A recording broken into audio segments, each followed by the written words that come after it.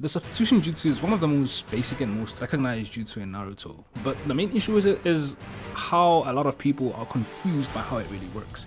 Welcome back to the channel for yet another Yap session by yours truly. Today I'm going to be covering the body replacement or the Substitution Jutsu in a way that should help make a bit more sense when we apply inverse mechanics.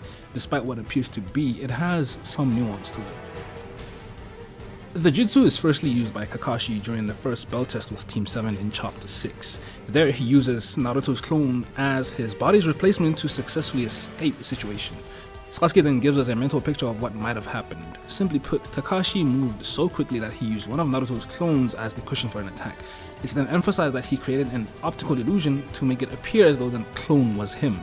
This high-speed movement can be linked to the body flicker jutsu, which is in fact stated to be a parent technique of the body replacement technique on the Narutopedia website. This then begs the question, what is this optical illusion they're talking about?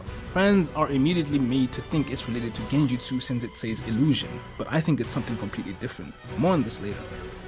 The body flicker is a high-speed jutsu that ninjas use to travel really fast. So fast in fact that it's sometimes confused for teleportation. The technique basically vitalizes your feet with chakra, boosting their ability to propel you to a certain destination. Kakashi can move so quickly that Naruto, Sakura and Sasuke don't see any of his movement. This gives him enough time to do whatever he wants, like grab Naruto's wrists and point the kunai to the back of his head. This is very important because it's the fundamental reason as to why this jutsu works in the first place.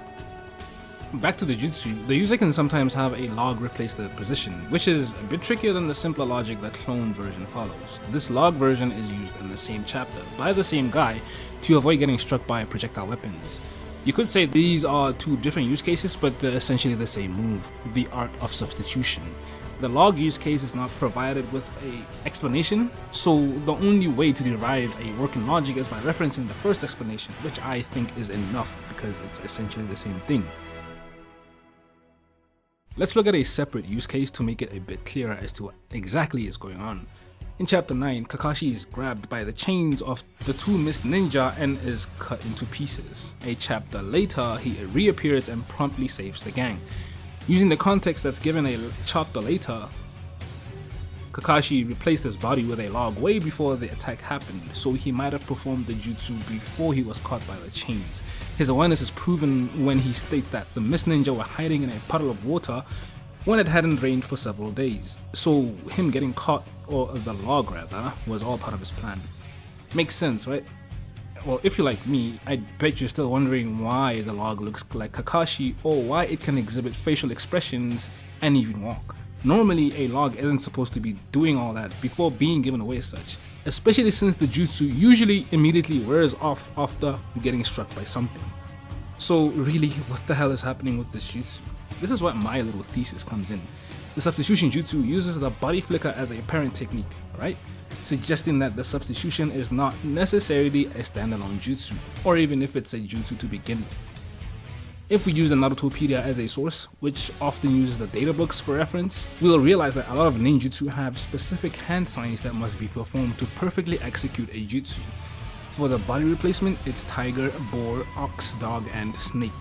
The body flicker uses the tiger, which is present in the former technique. Are we seeing the connection? Okay, we now know that the jutsu uses the body flicker as a template, but what about the other thing, the illusion? In the academy, there is only one jutsu capable of changing the appearance of something. When you observe the after effects of the Substitution Jutsu, we see clouds of smoke surrounding the logs. What does this usually imply? The art of transformation. The optical illusion that's being caused by the jutsu is most definitely simply the transformation jutsu. This jutsu changes the physical composition of whatever object the user may intend to change. This includes themselves or another object. In the first instance, Kakashi uses the jutsu to change Naruto's appearance into that of his own, thus creating this optical illusion. In the latter instances, Kakashi simply changes the appearance of the log, making it seem like that's actually him. This makes a lot of sense because of the cloud of smoke we usually see after the log is revealed. What does this mean for the hand seals then? Transformation Jutsu uses the hand seals dog, boar, and ram. Two of these are found in the formula for the Substitution Jutsu. Did we just crack the case then? With all this knowledge, we can confidently conclude that the Substitution Jutsu is the byproduct of two different jutsu, Body Flicker and the Transformation Jutsu. But Q, what about the hand seals? Why doesn't Kakashi use the necessary hand seals to perform the jutsu? Well, in Naruto, whenever you use a jutsu religiously and gain the experience and knack for it, you gradually lose the necessity to weave hand signs for the jutsu. The same logic applies for simpler jutsu like the Substitution Jutsu, or heavier stuff like the Chidori, Great Fireball Jutsu, Water Dragon Bullet, and etc.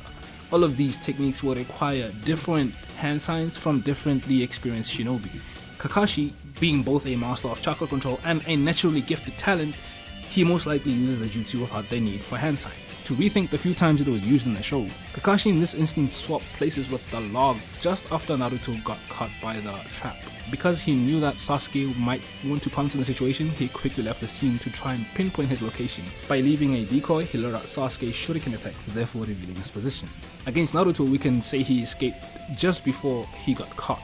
Since Kakashi was pretty much infinitely better than Naruto in every conceivable way, he must have had this time to not only leave the spot but to grab a clone and change its form before placing it in his position, right before getting his ankles grappled by the clones. So there was a fraction of time where Kakashi planned his substitution, executed it before any of the three genin could even register it. He's just that fast. But then Q, this doesn't explain why we don't see the cloud of smoke whenever the optical illusion is casted. Well, I think the cloud of smoke is actually optional, similarly to how it's optional when you use the body flicker technique. It's not essential for the technique to actually work. Personally, I think the transformation jutsu is very instant to the point where even if it had no cloud of smoke, you still wouldn't be able to see it because it happens so quickly. When Pain used it against Jiraiya, we can simply conclude that the jutsu was used before Pain was caught by Jiraiya's lion's mane. Though this substitution was able to speak, so it was most likely because of Pain and his Rinnegan abilities. We all know what the Rinnegan does. Basically makes you a god. It will make the most sense this way, otherwise we'd have to deconstruct the logic we built throughout this video. I'm not gonna go looking for every scenario the jutsu was used in, but I think whatever we have in the first few chapters are enough to actually conclude and basically make sense of the jutsu. If there are any other situations that you know of that are confusing and can't be explained by my logic, then by all means, please let me know in the comments below. Hopefully this video makes the Substitution Jutsu make a bit more sense and gives you an idea on how Kishimoto structured his manga. If you have any questions or points to add, just type it all in the comment section. If this video gave you the understanding you were looking for regarding the Substitution Jutsu, please give it a thumbs up, and if you're new to the channel, please consider subscribing. That was me, and I will see you in the next one. Your life is everything. You serve every purpose. You should subscribe now.